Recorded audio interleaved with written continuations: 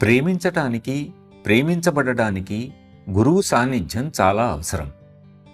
ఇది ఎలాగంటే, ఒక కొవ్వొత్తి వెలిగించటానికి ఒక అగ్గిపుల్ల అవసరం. ఒకసారి కొవ్వొత్తిని వెలిగించిన తరువాత ఇక అగ్గిపుల్ల అవసరం ఎంతమాత్రం ఉండదు. ఇక్కడ గురువు అగ్గిపుల్ల లాంటివారు. వారు మనలో ఆధ్యాత్మికతను వెలిగించి వదిలేయకుండా దాన్ని గాలికి ఆరకుండా కాపాడుతుంటారు.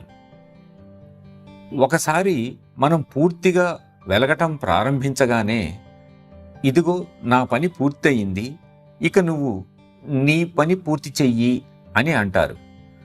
మనం ఈ విషయాన్ని బాగా గుర్తుంచుకోవాలి. గురువు చేసిన పనికి కృతజ్ఞతగా మనం వారి పని చేసి ఇతరులు కూడా అదే బాటలో నడిచేటట్లు చేయాలి. ఇదే ఆకాంక్షతో గురువర్యులు మన మధ్యకు వచ్చారు.